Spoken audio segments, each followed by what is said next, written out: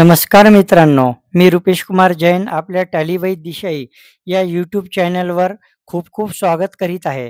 माझ्या आजवरच्या व्हिडिओला आपण चांगला प्रतिसाद दिला त्यासाठी मी आपला आभारी आहे. मित्रांनो, आजचा व्हिडिओ खूप महत्त्वाचा होणार आहे. कारण या व्हिडिओमध्ये जे अकाउंट फायनल होतात बॅलन्स शीटला त्याविषयी मोठी माहिती दिली आहे. तर हा व्हिडिओ पूर्णपणे बघावा आणि कोठेही स्किप करू नये. व्हिडिओ तुम्हाला आवडला तर त्याला लाईक, शेअर, कॉमेंट्स तसेच चॅनलला आतापर्यंत सबस्क्राईब केले नसेल तर करून घ्यावे आणि बेल आयकॉनला प्रेस करावे. तर जाणून घेऊया आजचा महत्त्वाचा विषय. येथे आपण बघत आहे माझा पॉवर पॉइंट प्रेझेंटेशनचा स्क्रीन, ज्यामध्ये आजचा विषय आहे what is outstanding in tally prime. तर मित्रांनो, आउटस्टँडिंग ही 2 प्रकारची असते. एक असते रिसिवेबल म्हणजे येणारे पैसे आणि पेएबल म्हणजे जे आपल्याला पैसे देणे बाकी आहेत ते. तर त्याची आपण एक डेफिनेशन बघून घेऊया की an outstanding expenses is an expenses which is due but has not been paid.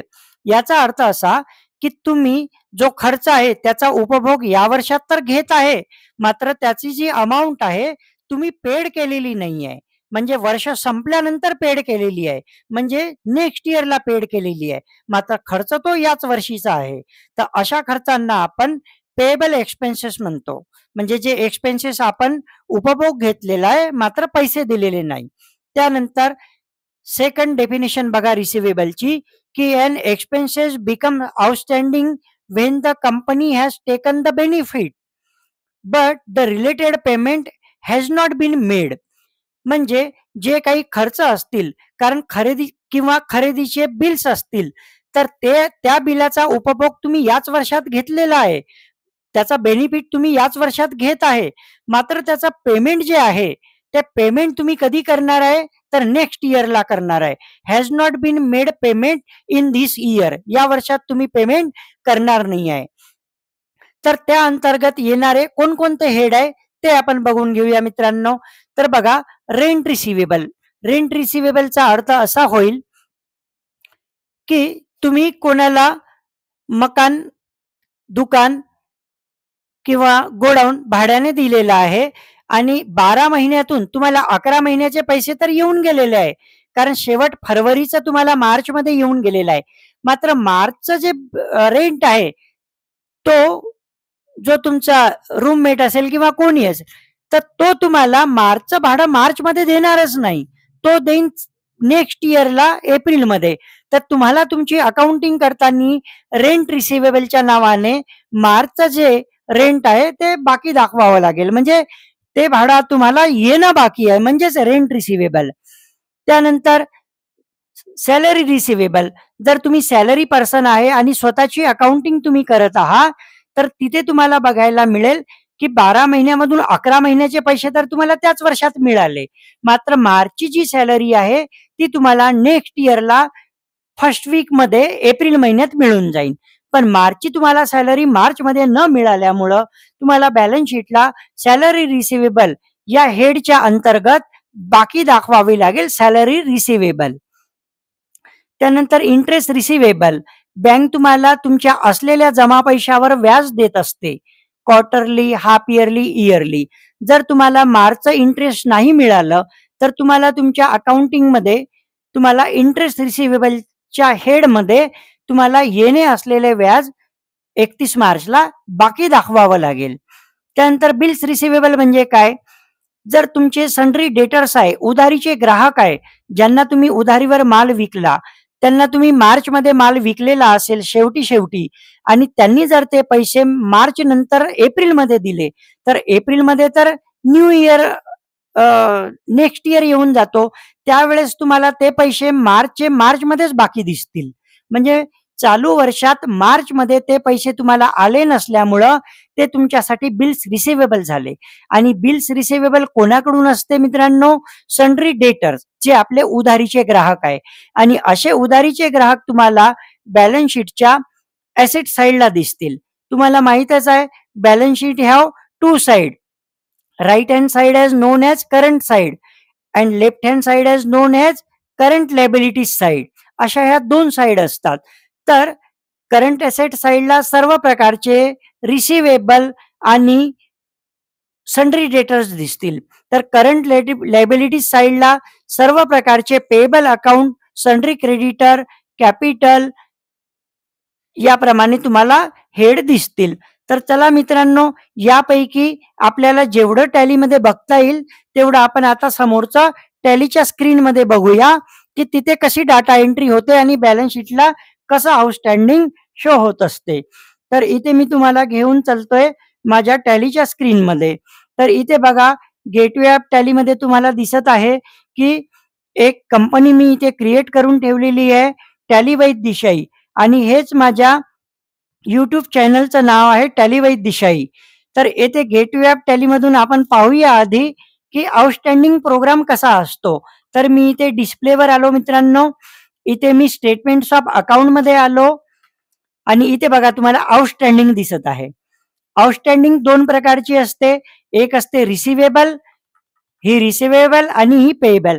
Receivable मध्ये काय राहील की माझे सन्ड्री डेटर्स ज्यांनी माझ्याकडून मी त्यांना माल सेल केलेला आहे परंतु त्यांनी पैसे दिलेले नाही आहे. तर इथे जानकी इलेक्ट्रॉनिक्स माझा डी फॉर सन्ड्री डेटर्स आहे. त्यांनी माझ्याकडून या डेटला माल नेला होता आणि अजूनपर्यंत त्यांनी मला माझे पेंडिंग अमाऊंट दिलेली नाही आहे. तर 23,564 रुपये हे माझे आउटस्टँडिंगच्या प्रोग्रामला बाकी दिसत आहे. त्याच्यानंतर पेएबल मध्ये येऊया. इथे Pradeep Electronics see for sundry creditor आहे माझा. याचा अर्थ यांच्याकडून मी उधारीवर माल खरेदी केलेला आहे 15,500चा, परंतु हा आउटस्टँडिंग प्रोग्राम मध्ये नाव दिसत आहे. याचा अर्थ यांची अमाऊंट जी आहे ती अजून पेंडिंग आहे, अनपेड आहे. तर आउटस्टँडिंगचा प्रोग्राम आपण इथे बघितला की आउटस्टँडिंग कशी असते आणि किती प्रकारची असते, रिसिवेबल, पेएबल. त्यानंतर मित्रांनो आपल्याला काय बघायचं आहे, काही हेड बघायचे आहे की रिसिवेबल मध्ये कोणते हेड येतात आणि पेएबल मध्ये कोणते येतात. तर आधी मी तुम्हाला पेएबलचं इलेक्ट्रिसिटी पेएबल शो करतो. तर पुन्हा आपण गेटवे ऑफ टॅलीवर आलो. इथे मी डिस्प्लेवर आलो, अकाउंट बुक्सवर आलो आणि लेजरवर आलो. इथे मला नाव द्यायचं आहे इलेक्ट्रिसिटी एक्सपेन्सेस. बघा इथे मी पूर्ण 12 मंथचा पिरियड देऊन देतो. इथे बघा तुम्हाला पेमेंटच्या 11 एंट्र्या दिसतील, कारण 12 महिन्यातून आपण 11 महिन्याचा पेमेंट करत असतो महिन्याच्या महिन्या. जसं एप्रिलचं पेमेंट मी मे मध्ये केलाय, मेचं जून मध्ये केलाय, जूनचं जुलै, असं करता करता जे फरवरीचं पेमेंट आहे ना ते मी इथे मार्च मध्ये केलेलं आहे. नॅरेशन मध्ये तुम्हाला दिसेल की being electricity bill paid for the month February, म्हणजे फेब्रुवारीचं बिल मी कधी पेमेंट केलं. बघा इथे मी माउस पॉइंटने अपसाइडला तुम्हाला राईट हँडला दाखवतो की 2 मार्चला मी पेड केलं. बरोबर आहे, हे माझं शेवटचं पेमेंट होतं. त्यानंतर मार्चचं बिल माझ्याकडे आलं, पण त्यावेळेस वर्ष बदललेलं होतं. म्हणजे एप्रिलमध्ये बिल आलं तर वर्ष बदललं, पण ते मार्चचं असल्यामुळं मी एक्सपेन्सेस मध्ये त्याला 31 मार्चला दाखवलं. कारण नियमानुसार 12 तुम्ही पेमेंट भलेही 11 करा 12 महिन्यातून, पेमेंट तुम्हाला इथे 11च दिसत आहे, पण खर्च मात्र 12चे 12 ही दिसायला पाहिजे. कारण अकाउंटिंग पिरियड तुम्हाला काय सांगत आहे की तुमचे जे खर्च आहे 12 महिन्याचे, ते 12 महिन्याचे खर्च तुम्हाला शो करायचेच आहे. तुम्ही त्याचा पेमेंट करा अथवा नका करू, नंतर करा कधीही, पण तुम्हाला पेमेंट जे आहे ते 11 आणि एक तुमची प्रोव्हिजन एंट्री दिसलीच पाहिजे, जेणेकरून खर्च तुमचे पूर्ण 12 होईल. तर इथे मी तुम्हाला पेएबलचं जे आउटस्टँडिंग आहे ते दाखवून दिलेलं आहे. ते मी तुम्हाला बॅलन्स शीटलाही दाखवेल. चला आपण बॅलन्स शीटकडे वळूया. तर इथे मी गेटवे ॲप टॅलीवर पुन्हा आलो, बॅलन्स शीटला आलो आणि कंट्रोल F1 मला डिटेल्स बघायची आहे. तर बघा इथे सन्ड्री क्रेडिटर मी तुम्हाला सांगितलं, जे माझे खरेदीदार होते त्यांची अनपेड अमाऊंट तुम्हाला 31 मार्चला इथे बाकी दिसत आहे. कारण मी माल खरेदी केला पण अजून ते ड्यू आहे बिल, ते दिसलं तुम्हाला. इलेक्ट्रिक पेएबल बघा, मार्च महिन्याचा इलेक्ट्रिक पेएबल माझा बाकी आहे. इथे बघा मार्च दिसत आहे आणि हे बाकी असल्यामुळं माझा आउटस्टँडिंग दिसत आहे बॅलन्स शीटला. तसंच वॉटर पेएबल सुद्धा दिसत आहे, जे 31 मार्चला काय आहे, बाकी आहे. त्यानंतर बघा सन्ड्री डेटर्स, म्हणजे मी ज्यांना उधारीवर माल विकला, जानकी इलेक्ट्रॉनिक्स बघा इथे मला पैसे येणं बाकी आहे. बॅलन्स शीटला करंट ॲसेट साइडला बाकी दिसत आहे. त्यानंतर माझ्याकडे जेवढी कॅश शिल्लक आहे, तेवढी 31 मार्चला बाकी दिसत आहे. हे सर्व फायनल झालेले अकाउंट आहे मित्रांनो. बॅलन्स शीटमध्ये आपल्याला 31 मार्चला अकाउंट फायनल करावे लागतात, प्रॉपर फायनल करावे लागतात. त्यानंतर बँक अकाउंटमध्ये त्या दिवशी 31 मार्चला माझा बॅलन्स किती आहे बँकेमध्ये, माझी कोणती बँक आहे, इथे स्टेट बँक ऑफ इंडिया तुम्हाला शो होत आहे. त्याच्यानंतर बघा फिक्स ॲसेटमध्ये जेवढ्या माझ्या फिक्स ॲसेट आहेत त्याच्यावर डेप्रिसिएशन चार्ज झाल्यानंतर ॲसेटची व्हॅल्यू जी माझी कमी झालेली आहे ती मला इथे शो होत आहे. त्यानंतर बस बाकीचं सर्व झालं. इथे मी तुम्हाला बॅलन्स शीटच्या हेडची ओळख करून दिली. मित्रांनो, आजच्या सब्जेक्टमध्ये आपण शिकलो की आउटस्टँडिंग म्हणजे काय, आउटस्टँडिंग किती प्रकारची असते, रिसिवेबल, पेएबल. त्यानंतर आउटस्टँडिंगची डेफिनिशन काय आहे आणि आउटस्टँडिंगच्या डेफिनिशन बघत असताना रिसिवेबल आणि पेएबल्स मध्ये किती हेड आलेले आहे आणि या हेडची डाटा एंट्रीज टॅलीमध्ये कशी केल्या जाते, तर डाटा एंट्री पासून तर बॅलन्स शीट पर्यंत मी तुम्हाला पूर्ण माहिती दिलेली आहे. तर मित्रांनो, आजचा टॉपिक येथेच संपूया. असेच नॉलेजेबल व्हिडिओ बघण्यासाठी तुम्ही माझ्या टॅली विथ दिशाई या चॅनलला सबस्क्राईब करून घ्या. बेल आयकनला प्रेस करा. लाईक, कॉमेंट्स आणि शेअर करायला विसरू नका.